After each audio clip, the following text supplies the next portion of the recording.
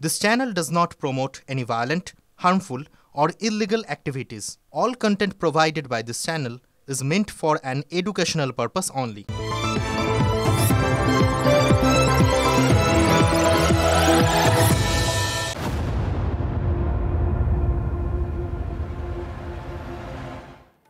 নমস্কার, আপনারা দেখছেন টিভি9 বাংলা। আমি শুভজিৎ রয়েছি আপনাদের সঙ্গে। জুনিয়র ডাক্তার এবং পুলিশ তাদের মধ্যে একটা সংঘাতের পরিস্থিতি সৃষ্টি হয় আজকে। বউবাজার থানা চত্বর উত্তপ্ত হয়ে ওঠে। ধর্ণা মঞ্চের উদ্দেশ্যে নিয়ে যাওয়া চৌকি পুলিশ বাজেয়াপ্ত করে। প্রতিবাদে থানার সামনে অবস্থান, বিক্ষোভ এবং স্লোগান জুনিয়র ডাক্তারদের। অবশেষে বেশ কিছুক্ষণ সময় কাটার পর পুলিশ বাধ্য হয়ে সেই বাজেয়াপ্ত করা চৌকি ছেড়ে দেয়। অতঃপর সেই চৌকি কাঁধে ধর্ণা মঞ্চের পথে রওনা দেন জুনিয়র ডাক্তাররা। বউবাজার থেকে ধর্মতলায় নিয়ে যাওয়া হলো চৌকি। আন্দোলন দমনের চেষ্টা, অভিযোগ জুনিয়র ডাক্তারদের। আবারও উঠল জাস্টিস, উই ওয়ান্ট জাস্টিসের স্লোগান। ধর্মতলায় অনশন করছেন জুনিয়র ডাক্তাররা, আন্দোলন থামাননি।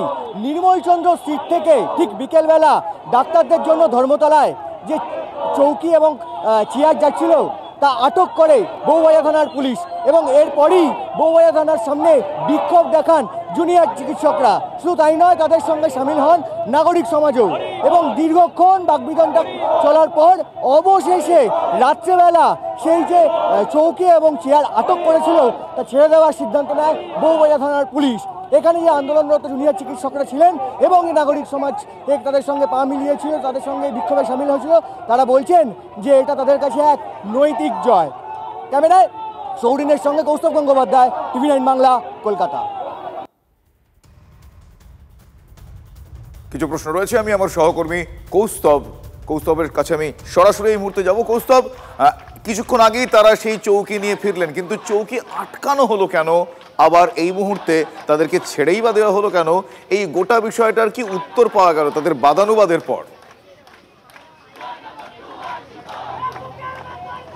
দেখো, তোমাকে সবার আগে জানিয়ে রাখি যে অনশন করা হয়েছিল, যে জুনিয়র ডাক্তাররা যে অনশন চালাচ্ছেন সেই অনশনের কিন্তু 50 ঘন্টা এখন অতিক্রান্ত হলো। এবং তুমি জানো যে আজকে বিকেলবেলা নির্মলচন্দ্র স্ট্রিটে যে জুনিয়র ডাক্তার যে ধর্মতলায় যে এখানে যে তারা যে অনশন করছেন সেখানে যে তাদের যে চৌকি এবং তাদের জন্য যে চেয়ার আনা হচ্ছিল তা আজকে আটক করে বউবাজার থানার পুলিশ। তারা পারমিশনের কথা সেখানে জানায় এবং তারপরে কিন্তু সেই খবর পেয়েই জুনিয়র ডাক্তাররা সেখানে যান এবং তাদের সঙ্গে আরও একটা উল্লেখযোগ্য, শুভজিৎ, যে সেখানে কিন্তু নাগরিক সমাজকেও দেখা যায়। নাগরিক সমাজেরও বেশ কয়েকজন কিন্তু তারা সেখানে যান এবং দীর্ঘক্ষণ তারা বিক্ষোভ চালান। এবং তারপরে কিন্তু দীর্ঘক্ষণ বিক্ষোভ চালানোর পরে অবশেষে সেই বাজেয়াপ্ত করা সেই চৌকি এবং চেয়ার ছেড়ে দেওয়া হয়। এবং তারপরে সেই জুনিয়র ডাক্তাররা নিজেরাই কিন্তু তারা নিয়ে আসেন এই ধর্মতলায় সেই চৌকি এবং চেয়ার নিজেরাই কাঁধে করে নিয়ে আসেন এবং তারা বলছেন যে তারা এই আন্দোলন চালিয়ে যাবেন। তারা এমনটাও বলছেন যে তাদের কাছে এটা কার্যত এক নৈতিক জয়, কারণ তাদের কাছে যে চেয়ার এবং যে চৌকি আটকানো হয়েছিল সেই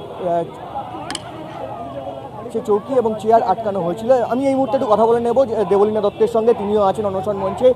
আজকে চৌকি এবং চেয়ার আটকানো হয়েছিল, ডাক্তারদের যে চৌকি এবং চেয়ার আটকানো হয়েছিল, অবশেষে পুলিশ, সেই বউবাজার থানার পুলিশ তা ছেড়ে দেয়, বাজেয়াপ্ত করা। কি বলবেন, নৈতিক জয়? আমাদের নিশ্চয়ই, আমাদের হেয়ার ড্রেসারের যে কেসটা চলছে আমাদের ইন্ডাস্ট্রিতে, সবাই জানেন আপনারা, থ্রেড কালচারেরই শিকার। সেটার জন্য আজকে আলিপুর কোর্টে সারাদিন আমরা অনেকে ছিলাম এবং সেখান থেকে ওরা অ্যান্টিসিপেটরি বেলের জন্য গিয়েছিল, এআই বেল হয়েছে, সেটাও আংশিক জয় নিশ্চিত। এবং যেটা কষ্ট হচ্ছে যে যাদের এগেনস্টে ওখানে কমপ্লেন হয়েছে 11 জন, তাদের কেউ আমাকে ইন্ডাস্ট্রিতে বড় করেছে হাতে করে, কাউকে আমি বড় হতে দেখেছি, কিন্তু তারা যে আজকে ওই দিকে, ওরাও থ্রেড কালচারের শিকার। ওরা প্রত্যেকে এইটা করতে চায় না, কিন্তু ওরাও থ্রেড কালচারের শিকার হয়ে করছে, এইটুকু আমি জানি। তবে নৈতিক জয় সব সময় হবে, এই বিশ্বাস নিয়েই আমরা আন্দোলনে রয়েছি। এটা নিশ্চিতভাবে নৈতিক জয়। আমি যখন এখানে এসে শুনলাম যে বউবাজারে রয়েছে সবাই, আমার বাপের বাড়ির পাড়া ওটা, মানে বউবাজার থানা ঠিক পাশের বাড়িটা আমার বাপের বাড়ি। আমি ছুটে যাচ্ছি, সেই সময় জানতে পারলাম যে ওরা ফিরছে।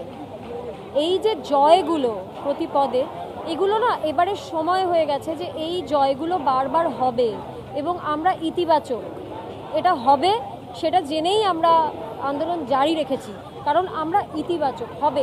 এবং এই প্রসঙ্গে বলে রাখি যে সিবিআই এর চার্জশিটে যে সঞ্জয় খুনি, সঞ্জয় ধর্ষক, সেইটার জন্য আমরা হতাশ নিশ্চিতভাবে হয়েছি। আমিও হয়েছি, কারণ এতদিন ধরে যে রিপোর্টগুলো পাচ্ছি, এতগুলো আঘাত শরীরে, কিছুতেই একজনের পক্ষে করা সম্ভব না। সিনিয়র ডক্টরসরা বারবার বলছেন এটা, তার জন্য হতাশ হয়েছি। কিন্তু এটাও বলছি যারা হতাশ হয়েছেন তাদেরকে, এটাই কিন্তু শেষ রিপোর্ট নয়, এটা সবেমাত্র প্রথম। 60 দিনের মাথায় যেটা জমা দিতে হয়, এটা সবেমাত্র সেটা। হ্যাঁ, ওটা নিয়েই এতক্ষণ কথা হচ্ছে। একেবারে, অর্থাৎ তারা এখনো আশা রাখছেন, তারা বলছেন যে সুবিচার আসবে, তারা বলছেন এখনো পর্যন্ত বিচার ব্যবস্থা যেভাবে এগোচ্ছে সুবিচার আসবে। ধন্যবাদ কৌস্তব। সুপ্রিম কোর্টের নির্দেশ মেনে সব কাজ করছে রাজ্য। সাংবাদিক বৈঠকে এমনটাই জানিয়েছেন রাজ্যের মুখ্য সচিব মনোজ পন্থ। অনশন ছেড়ে জুনিয়র ডাক্তারদের কাজে ফেরার আহ্বান জানিয়েছেন মুখ্য সচিব স্বয়ং। পাশাপাশি রাত্রিরের সাথী প্রকল্পে বেশ কিছু পরিবর্তন আনলো রাজ্য। মেডিকেল কলেজ ও হাসপাতালের জন্য বরাদ্দ 113 কোটি টাকা। হাসপাতালগুলিতে দ্রুত ক্লোজ সার্কিট ক্যামেরা বসানোর কাজ চলছে। 10 তারিখের মধ্যে 90% কাজ শেষ হয়ে যাবে। এবার রেফারেল সিস্টেম নিয়ে কাজ শুরু করবে রাজ্য। রাজ্যের হাসপাতালে 1 তারিখ থেকে প্যানিক বাটন শুরু হবে, এমনটাই ঘোষণা করেছেন রাজ্যের মুখ্য সচিব মনোজ পন্থ। মোর দেন 90% কাজ 10 তারিখের মধ্যে কমপ্লিট হয়ে যাবে এবং যেহেতু পুজোর সময়ও আছে, তো আমরা আশা করছি সব জিনিস পুরোপুরি অপারেশনাল ফাংশনাল 15 তারিখের মধ্যে আমরা করতে সক্ষম হব। তো এই টার্গেট নিয়ে আমরা এগোচ্ছি। ইনিশিয়ালি যেটা কাজ করতে গেলে, ফর এক্সাম্পল সিসিটিভির ক্ষেত্রে হয় সাপ্লাইজ একসঙ্গে এত ক্যামেরা ব্যবস্থা করা, এখন এটা সব সমস্যাগুলো আমাদের মিটে গেছে। সাপ্লাইজগুলোর কোনো এখন ঘাটতি নেই। ইনস্টলেশনে কাজ চলছে।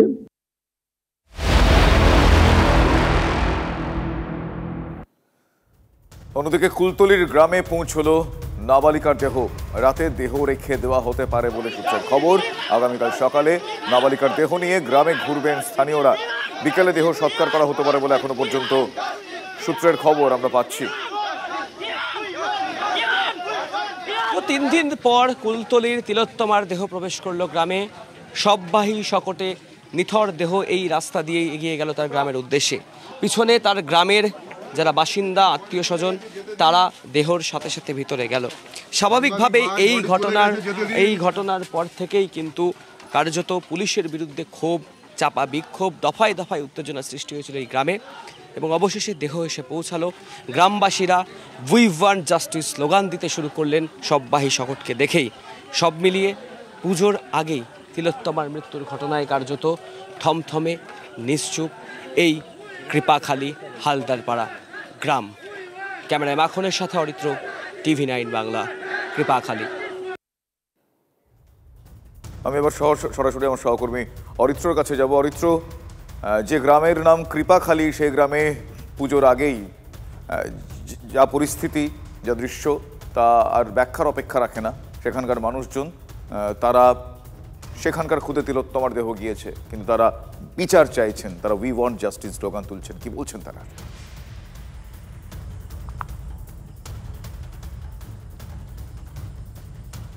শুভজিৎ, গত শুক্রবারের পর শনি, রবি, সোমবার রাত্রি 9:30টায় অবশেষে অপেক্ষার অবসান হলো। এবং আমি যে রাস্তায় দাঁড়িয়ে রয়েছি, এই রাস্তা দিয়ে গত শুক্রবার দুপুরে টিউশন পড়তে গিয়েছিল কুলতলির এই ছোট্ট তিলোত্তমা। সেই তার শেষ যাওয়া। এবার থেকে বাড়ি ফিরল নিথর দেহ শববাহী শকট এই রাস্তা ধরেই।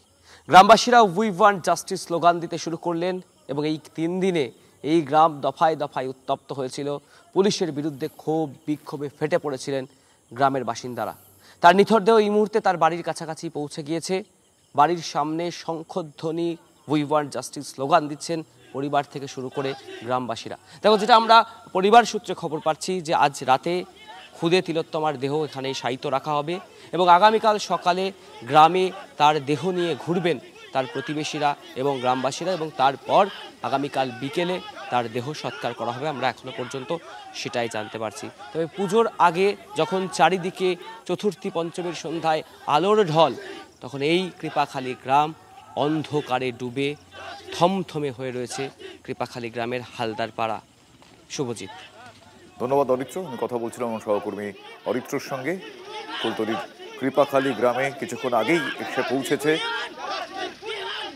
নিহত খুদে তিলোত্তমার দেহ। সেই ছবি দেখছেন আপনারা।